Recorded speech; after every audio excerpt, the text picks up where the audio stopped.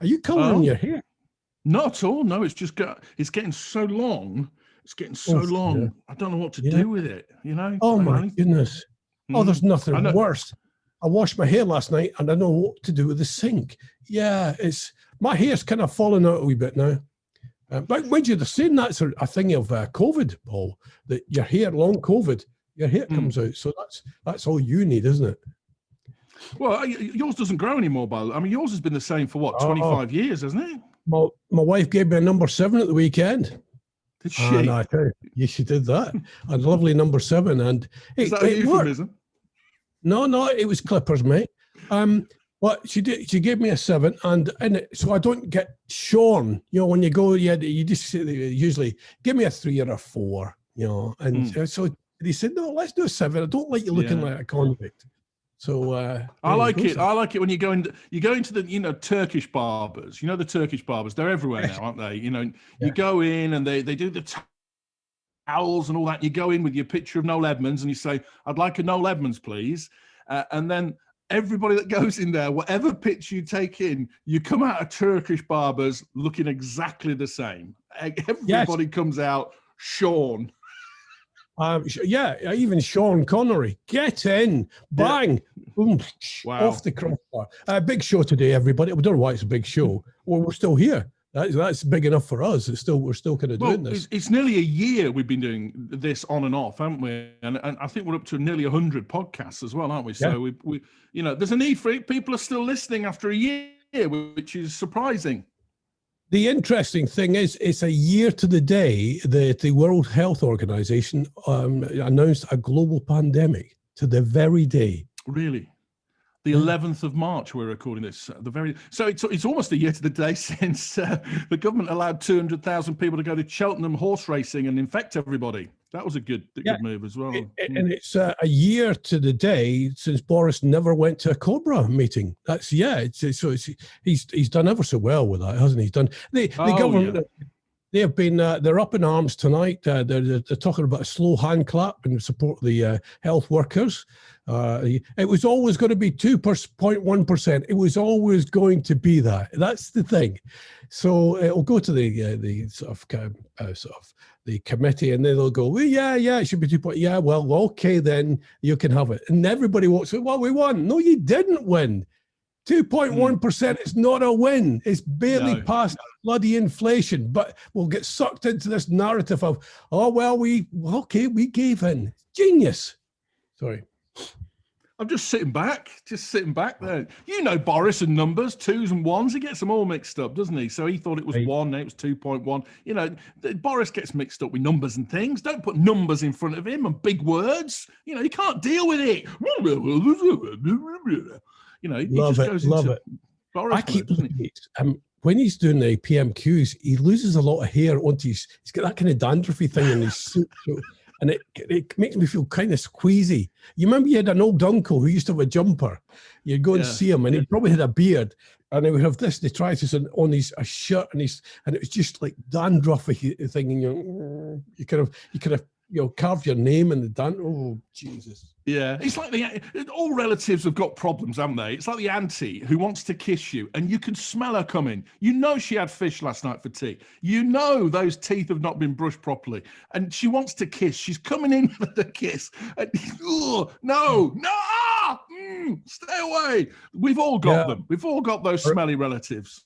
I remember when your auntie tried that with me, I went, whoa, hang on. I know it's the year 2021, but let's not do that. So straight what are you going to start there, weren't you? Straight. We weren't going to talk about any of that crap, were we? No. None of that was in the preamble. So what's on your mind today, my friend? Well, obviously the big interview this week with Meghan and Prince Harry and Oprah's glasses. You know, it was a big interview. Meghan looked like a seagull had shat on her shoulder. I don't know what that was about. You didn't like the interview. You're not a fan of the Meghan and the Horatius, no? Well, I watched it and I thought she was being a bit, genuine. Then there were other bits where she said, I didn't Google Harry. Come on, Meghan. And then, of course, Piers went off on one and stropped off his TV show, GMB, did a big strop, didn't he, and walked off. And, You know, I just worry, you know, because we've had, you know, the first wave of Meghan, haven't we? You know, the first wave went through, and then, you know, Piers came along with the second wave of Meghan, and I'm just worried that the country can't cope with a third wave of Meghan. I hope there isn't a third wave. Do you know?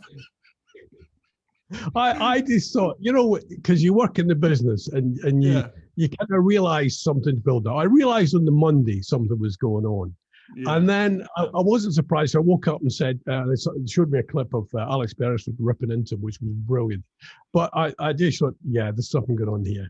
And then I just went, oh yeah, GB News and Sky or Fox are going to, he's been tapped up. And they've said, listen, if you're going to come, please come with numbers, will you? Yeah, go big. And of course, Alex and Andrew Neil has announced that this new GB News is going to be, it's going to have a wokeness feature and media watch feature. So they're going to be watching for wokeness. Right. And I'm a big fan of the wokey. I like the wokey. Yeah, you've said that before, haven't you? You know, you're a big fan of the wokey. Oh, it's the Queen I feel sorry for, Ronnie. You know, because...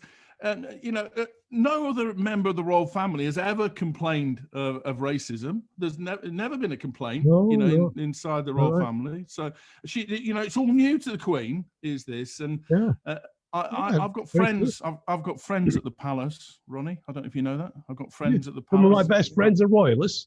So well, it's not so much. It's not so much that, but you know, I get the inside tip. And you know, when it comes to the Queen, and my friend says the Queen is more upset at Piers going than she was when Harry and Meghan left. You know, tantrums, screaming, childlike behaviour. She quite liked that on Good Morning Britain. Yeah, me too. I think for me the takeaway was the fact that Meghan worked at a yogurt thingy. I forget the name of the yogurt. Say that again. Say that again. Hold on. Go on. She worked at a yogurt shop. A yogurt shop. Are you angling for a job on MasterChef? Because he pronounces stuff funny on MasterChef. He says yogurt. Yogurt. Oh, yogurt. It's yogurt. Yogurt. How do you pronounce yoga? Yoga. Yeah, thank you very much. Anyway, well, this is yogurt. It's not yogurt. That's the point. What I liked about it was the furniture. I thought the furniture was really nice. It wasn't that stuff the kind of fake cane. It was really nice. And rattan. Is it rattan? Yeah. Rattan. I thought they were sobered all the way through. But the rug as well is a feature I'm going to take out for my patio. I said that to my wife, Denise. I said, listen. No. We've got that bare patio at the back there. Let's get a big rug out the back there. And put our patio furniture on the rug. What, in Ely? This is California, sunshine, mate. You can't put it. The rug it'd be mouldy inside a week in Ely.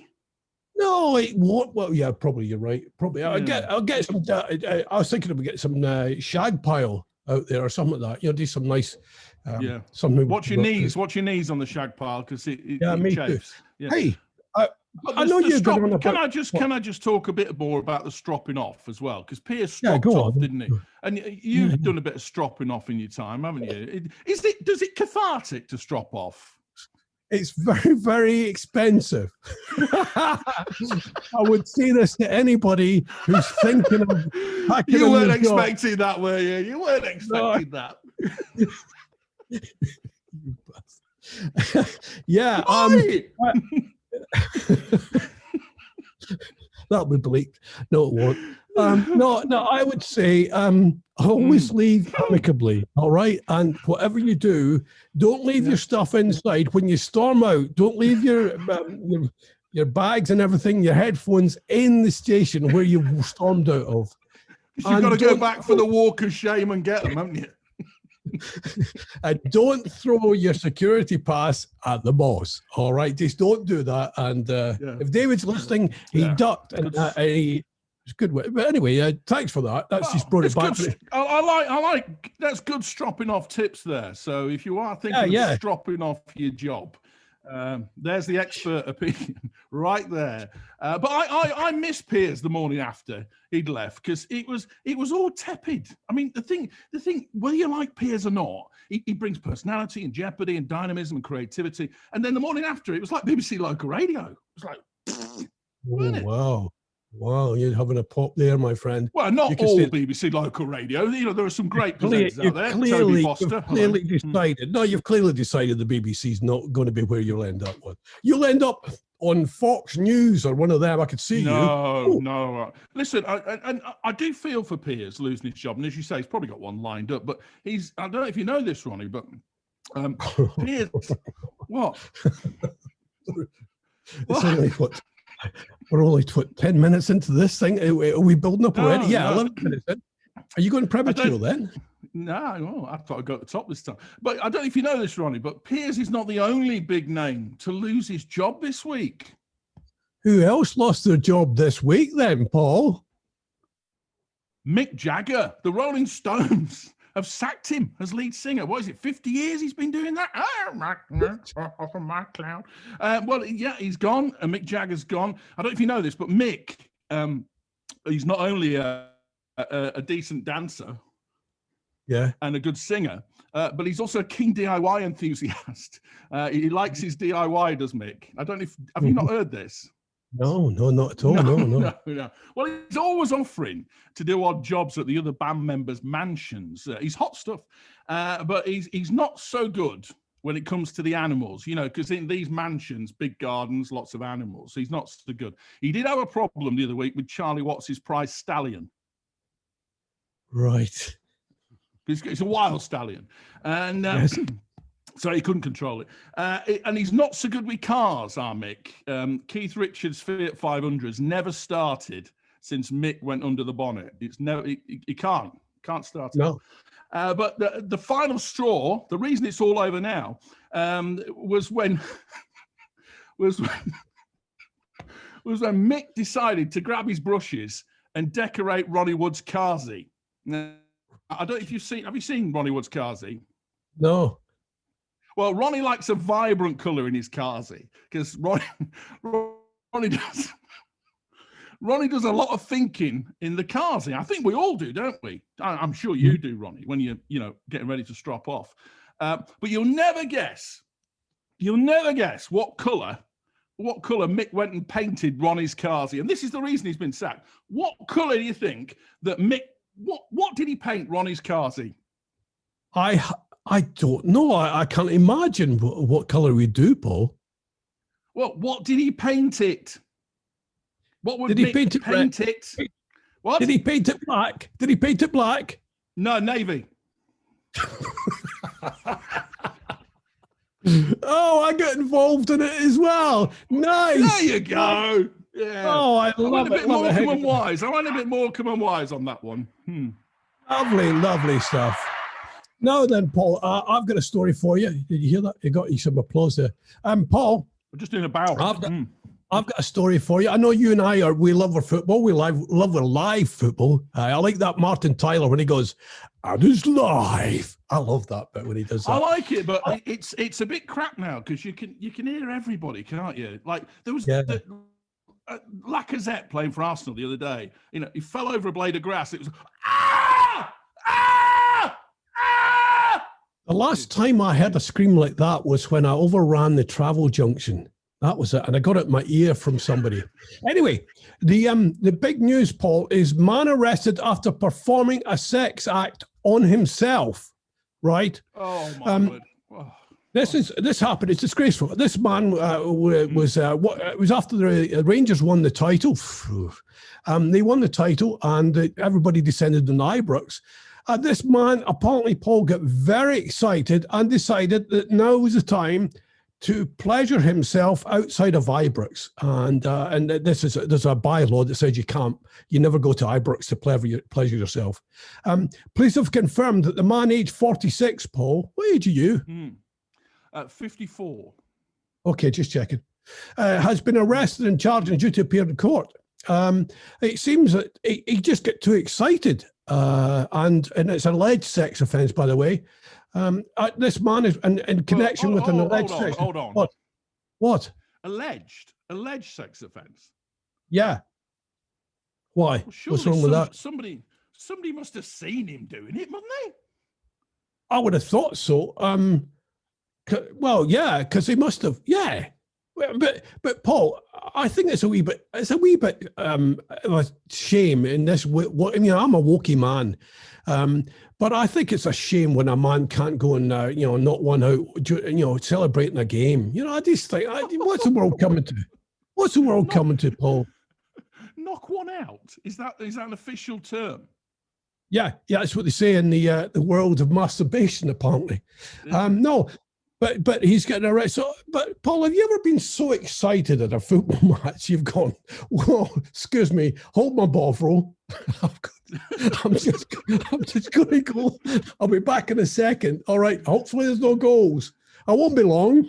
Well, he shoots, he scores. I mean that's a phrase that you often hear at the football, but not in this context. And I can't imagine what his friends were saying. Were they just like, see you at half time? Where's Wally gone? Yes, where's Wally? Oh, he's away knocking one out again. Oh, that Wally, he's a terrible man, isn't he? Hey, listen, your volume's going down a bit. Have you turned yourself down? Well, I wonder whether I've broken my microphone because all that screaming. I wonder whether I have. I'm gonna turn myself off and turn myself on again. Do you think that's the good thing to do? Just do that. Sorry about this, listeners, because we don't. Hello. That's better. Is that better? Yeah. You're back. You went kind of quiet, which I enjoyed. Don't get me wrong. Testing. Yeah, I think it's when I screamed. I don't think the microphone liked the screaming business, So I won't scream again. By the way, on the subject of sexual stuff, you were talking about erections and knocking one off. Yeah, out. Well, not. Yeah. Anyway, go on. Well, it's funny because in Yorkshire you call it knocking one off. Is it knocking one out in Scotland? Yeah. Is it? I wonder what they call it. Once a year. Yeah, I wonder what they call it down south. Knocking one in. I don't know. Maybe. I don't know. No, anyway, Boots have had to apologise. I don't know if you've seen this, because it's Mother's Day on Sunday, and we're all thinking of what we can get our mums, and nice card, maybe get some flowers sent because you can't go round, and have a Sunday lunch together. Well, Boots has been forced to apologise over an extremely inappropriate Mother's Day ad, which suggested buying a sex toy as a gift. It was a Facebook ad, and it was a line of colourful vibrators of different shapes and sizes below a caption for every kind of mum. So Boots said it was a mistake, but unwanted presents. I'm not sure most mums would want one. I remember my nana one year got me a rotten coconut for Christmas, but it's nothing compared to a vibrator for Mother's Day, is it really? No, and certainly, especially, you've got to buy batteries and everything. That's always an embarrassment when you have to do the whole batteries thing and say, "Oh, it's for my mum." Hey, listen. What? Great story today, and this is your scientists are working hard, aren't they? At the moment we've got the COVID thing, and then I think it's Suffolk health thingy. They've been experimenting with a tiny camera, which is the size of a pill, Paul, and you spot this. And going down, it takes four pictures a second as it's going down, so it can check instead of having the up the backside or down the throat to check your. This will take pictures, so you get an instant kind of replay, and then you pass out the other end. But Paul, in the old days, I used to be a medic in the RAF protecting the country. Did you? Yeah. But we used to, because it was all black and white. We didn't have all that technology, so we used to draw things from colons so we could show the patients who what was going on. And I've kept some of my diagrams from the days of taking and drawing pictures of celebrity colons. All right, so would you like a game of celebrity colons? Well, I've got a game for you later. Are we going to play 2 games in this podcast then? Because you wanted me to play Cockbusters, didn't you? So we've got that coming later. We're really, really clean today, aren't we? It's all going very well. No, Clockbusters. All right. Right, here's your first one, Paul. And there is a... right, now, let me show you that there. Oh, there. There's your appendix. That's your appendix. Okay. There. See that? That's your appendix. Yeah. Right. Now, if you look carefully, Paul, you'll see there's a colon.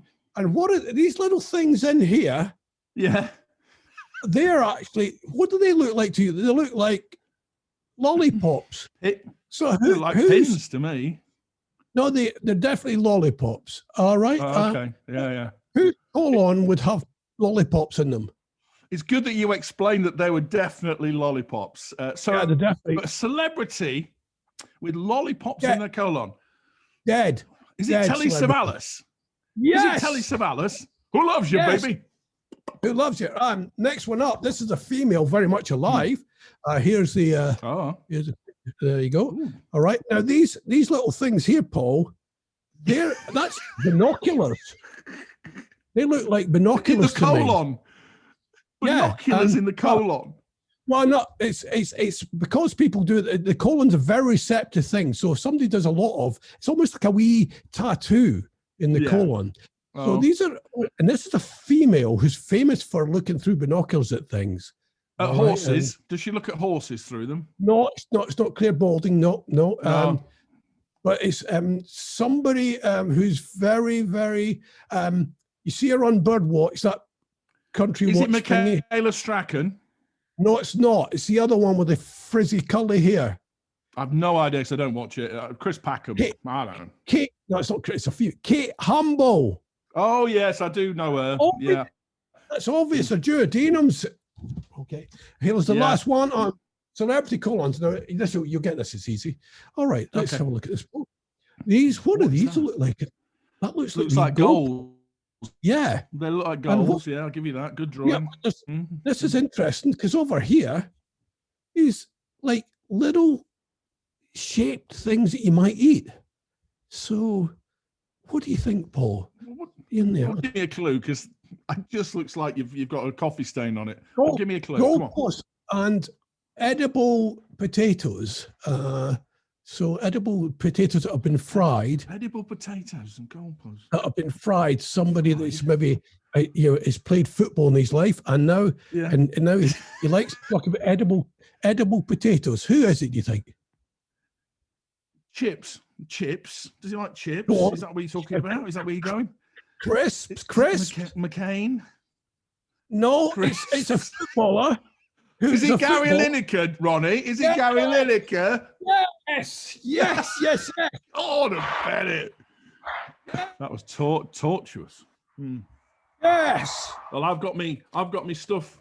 I've got me stuff for Clockbusters for later, so we'll look forward to that. Right. I'm a bit worried, Ronnie. I don't know about you, because there's a lot of people working from home at the moment, isn't there? Have you seen that? Yeah, no, yeah. I haven't seen them because I'm working from home, but you carry on. Well, of course, yeah. But I don't know if you saw the news this week, Ronnie, that BP staff are going to be forced to spend 2 days a week working from home. Now, that's worried me greatly, Ronnie, that BP staff are going to be spending 2 days a week working from home. Because who's going to be in the petrol station when you're trying to fill up and trying to grab your sausage roll? There's going to be nobody there. You're going to be there pressing the buzzer on your nozzle, you know what I mean? And it'll be going ding, ding, ding, ding, ding, ding, ding in the BP petrol station. And there'll be nobody there. Yeah. They'll be working from home. How are they going to do that? Long hose? It's going to be big, like fireman hoses from... It could be. Could be something like that. It could be. Could be a long hose. Where are you going to get your ginsters and all that stuff, mate? Nobody's going to be serving you there. Yeah. I mean, I think BP need to rethink it. And if Shell are considering it, just, row back. Because some people need to be at work so that others can get about and do their business. You know what I mean? Excuse me, Paul. It's not a bit selfish. You're just saying that you want to get around and do your thing and don't be encumbered by other members of the human race. I don't like that. Oh, okay. Well, I just want to fill my car with petrol, but I'm just worried there's going to be nobody there to sort it out. You know what I mean? But, never mind. I don't know if you saw also this week, Ronnie, some sad news. What? You carry on. No, carry on. Yeah. Hey? Sad news this week. Sad news. Oh. Do you remember Lou Ottens, the Dutch inventor of the cassette tape and the CD? Do you remember Lou? Yes. Yes. He's dead. 94. He had a good knock. But he invented the cassette tape, Ronnie, which was introduced in 1963. Without Lou Otton's, Ronnie, there would have been no mixtapes. There would have been no taping of Top of the Pops. Without Lou and his mixtape. And by the way, once he'd done with the cassette, he went on and invented the CD as well. You know, he was a clever lad, this Lou Ottens. Yes. He worked at the Philips factory. All right. Did you make a mixtape for a girlfriend of yours? And I can imagine you were a bit of a lad in your time, eh? Yeah, you like to ladies, so you'd get a mixtape out, show your mixtape. Yeah, I remember in the 80s, a bit of Nick Kershaw, or Kick Nershaw, as we used to call him. You know, a bit of Kyrie lanes on down the roads we need to travel. And then you'd have a bit of Howard Jones, like to get to know you well. And that was the end one, like to get to know you well. And that hopefully then would, subliminal messaging to the girlfriends, like to get to know you well. And you're in your Ford Escort Mark II. Oh, yeah. Well, because I lived before the cassette, Paul, and we used to go and in Ayrshire. We used to go and serenade outside the houses of the ladies. Oh, it's great. It was lovely. Yeah. Is that what Shakespeare used to write about? Did he see you doing it and write it? Yeah. I used to love it because very often, you'd get washed as well because you'd be singing outside, and suddenly you'd this lovely sort of water poured over you just to give yourself a scrub. And it was lovely. It was just, it was refreshing, especially in the summer. Just when you were singing just one cornetto, all that stuff. Give it to me. Yeah, hey, it got me thinking about the cassette tape because, the cassette tape, I've still got one, actually. I've got Purple Rain on cassette, but I've got no means of playing it. But, the cassettes are out of fashion now, aren't they? CDs are out of date. There's lots of stuff that, we took for granted, which we don't use anymore. I mean, the phone book. Do you remember the phone book used to come, didn't it, every year? And they'd leave it outside your door. It was about that thick, wasn't it? 6 inches thick. That doesn't come anymore. I don't know. Tipex. Does anybody still use Tipex? I mean, they had it good for years, didn't they? The manufacturers of Tipex. It never really worked. You got the bottle of Tipex, you put it on when you made a mistake, then you got it on your elbow of your jumper. But because we've got tablets and stuff, I think the world needs some new inventions, Ronnie. Thank goodness. And I've found a man.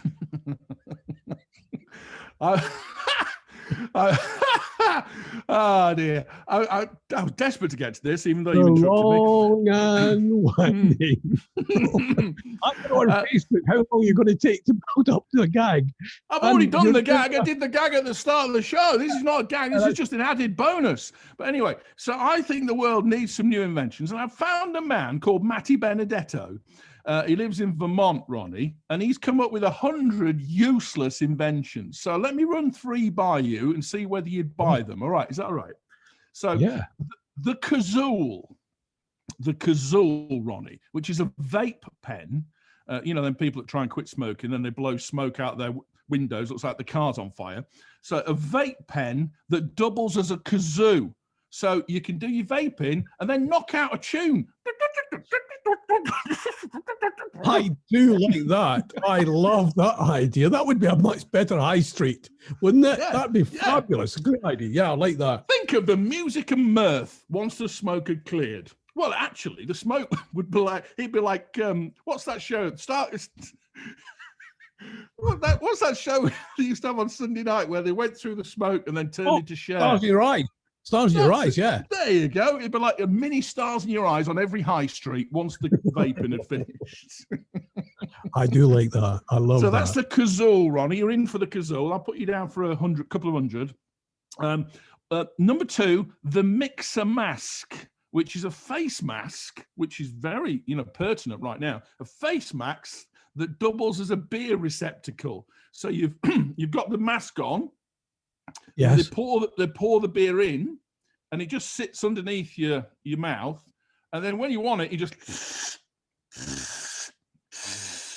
the Mixer Mask. These are great. This man's a genius. Matty Benedetto from Vermont. And finally, he's come up with the chip extractor, because they call crisp chips in America. Wrong. There you go. Yeah, the chip extractor is come up with a suction device that retrieves the last crisp in a Pringles can, because it's difficult to get your hand in, isn't it? It is. You know, that last Pringle, it's always down the bottom. You've got to get 2 fingers and squirm them around. And then by the time you've squirmed around in the can, it's all broken into bits. So the chip extract, I think all 3 of those are good inventions, don't you, Ron? I do. Because the last thing I don't like the Pringle thing when you try to get it and you just get all the crumbs all over you. You're trying to hide you're eating Pringles late at night. You know, you don't want crumbs over. That is, this man is genius. Yeah. So you're up for all 3, are you, Ron? Yes, please. Yes, I am. To do, Ron. Good. Right, we're going to play your competition in a second, but I've got one last thing for you. I've got a couple of last things. I was going to play blue tits fighting in a car park in Ayr. 2 blue tits that made a big story in Scotland, but I'm going to go with this one, Paul, because it's right up your street. It's Lidl launches a new 3-in-1 ultimate Easter egg inspired by classic desserts for £9.99. It's a bit like the Russian dolls thing, Paul. You get 1 egg, then you get another egg, and what you do with turkeys. I know you like to stuff your turkey with other birds. So this is a 3-egg egg, right? It's a fruit and nut Easter egg, inspired by tiramisu, Black Forest Gateau, and panna cotta. Three eggs inside a 1 big egg. It's wonderful. How big is it? I wonder if I could share this. I think I could share this picture with you, Paul. Let me see if I can share this with you. Oh, he's getting all technical. This is going to go Andy Harper. This is going to go Andy Harper. Share the screen. Okay. Share me the picture of the egg. Come on, let me see it. Come on. You can do it. Oh, you got it. Oh, look at you. You've technicalized it. Well done. Oh, that does look nice, doesn't it? Yeah, very nice. It's got. I think these extra here's, Paul. They're nothing to do with it. This will mean nothing to anybody listening, just the audio. But isn't that wonderful? Isn't it great? We've talked about cameras the size of pills, and then the other extreme, clever people, home economists or whatever they're called, coming up with the 3-egg egg. Wonderful. Can you get rid of that picture now? Because I can't read what else I wanted to talk about, so I've lost the plot here. But well done on sharing it. You don't know how to unshare it now, do you? Let me just see. I can unshare. Back to meeting. Is it? Back to meeting. There you go. Back to meeting. I think I'd go back to meeting. Yeah. Sorry, folks, if you're listening. Is it gone back to you yet? Is it gone back to you yet? I've still got it. All right. Let me see if I can stop share. Oh yeah, there you go. Stop share. There we go. Here we go. There we go. Yeah. There we go. Yeah, right. Well done. So in the process of this podcast, you've managed to learn to screen share on Zoom after a year. Well done, Ronnie. That's a brilliant. Well done, sir. Before we go, I just wanted to talk about theme bars. Is that all right? Have we got time? Yes. Yeah. We've got. Well, we're up to 32 minutes. But most people switch off by 25, so they can go do their own thing. Oh, right, okay. Well, nick us to them. What a bunch of twats. You can say that because they've already switched off, can't we? It's fine. Anyway, I want to talk about theme bars, because, in the 80s, theme bars were all the rage. Hey? Yeah, carry on. What? Yeah. We're talking over each other a lot today. That's your fault. Hey? Carry on. Right, theme bars. Yeah, so in the 80s, theme bars were all the rage, weren't they? Planet Hollywood and all that malarkey, and you could go to any sort of theme bar. Well, they're still big in the game. I don't know if you know this. There's a Breaking Bad theme bar just opened, Cocktails and Chemicals. This is true, by the way. And there's a big Lebowski theme bar in Reykjavik in Iceland, which I presume has got a bowling alley in it somewhere. But now there's a few problems in Melbourne because somebody's opened a theme bar that relates to the Vietnam War. And it includes pint glasses full of bullets and fallen military aircraft and dog tags and references to Agent Orange. And, they're up in arms. The original press release of the venue stated the site was a dark and grungy space reminiscent of 70s Saigon. Quite why anybody would want to go there, I don't know. But anyway, everybody's up in arms because they say it's in poor taste, because a lot of people died in the Vietnam War, didn't they? So I wonder why somebody would do that, why they would open a theme bar, that's based on the Vietnam War. Is it money? Is it something to do with money? Yeah. Well, I've got the menu here, and because I wanted to have a look. I was interested, see if they were doing food, and I've got a menu here. Napalm hot dogs. I'm not sure. Anybody's eating that. They're only available first thing in the morning. The napalm. Yes, and they smell great. Yeah, they do smell great. Yeah, Nam burgers. They come with a side of Charlie, and then for dessert they've got ho chi mints, which again I think it's all in poor taste, Ronnie. I wouldn't advocate it. And can I say thank you for highlighting that, because these things. In fact, that was incredibly woke of you. That's incredibly woke. So well done for bringing that forward to the table. Paul, ready? I'm very excited. Yeah, I want to play Clockbusters. I think we got it wrong last week. I think I may have mispronounced it and left out the L. So, it is Clockbusters. It was always going to be Clockbusters. So here I have, Ronnie, 3 pictures of famous clocks. Are you ready? Yes, please. Let's play. Clockbusters. Name that clock. Name that clock. That's Grand Central Station. That is Grand Central Station. In America. Nice. Oh, I like this game. Yeah, well done. Are you ready? Round 2. Name that clock. Oh, that's it's 24. 24 hours. 24 hours. And he comes in. The asthmatic comes in. Jack Bauer comes in slightly. He forgot to take his puffer. I got to do something. Yes. He's always sounding asthmatic. Good man. Yeah. This is great. I love this. This is good. Clockbusters. Are you ready for this? This is for a grand sweep of clocks. You love clock, don't you? You really I do. Are you ready for clock number 3? Here we go. Clock number 3 on Clockbusters. Well, that's the House of Commons. The bell's big, but it's a House of Commons. It's Big Ben. What are you saying here, Ronnie? Because this is important. You've got to get it right, because you'll get some. It's like on the radio. Well, the clock, the bell is called Big Ben. That's the House of Commons clock. With Big Ben inside it, so that's Westminster. It's Big Ben. Are you going for Big Ben? Yes. I'm sorry you got that wrong. It's Peterborough. It's blooming Peterborough, isn't it? No, it's not. Okay. No, it is London. It is the House of Commons. But you were right earlier that Big Ben is the bell. He's just a bell standing in front of a clock, asking him to right. Okay. But no, it's wrong. It's the Great Clock. That's what it's called. The Great Clock in Elizabeth Tower. And Big Ben is the bell. So there, a bit of education at the end of the podcast there for you and everybody else listening. Great game, Paul. Great game. I've got to congratulate. I love that. That's good. Yeah. Wasn't it good? I got Grand Central and I gotta go. Anyway, thank you very much for listening. You can email Ronnie at ronniebarber.co.uk. If you've got any competitions you'd like us to play, you can email Paul at psmedia.org.uk. You can contact us on the contact us or contact us on the Twitter and on the Facebooky and everything. This video will be released on Saturday by His Lordship, and I will release to the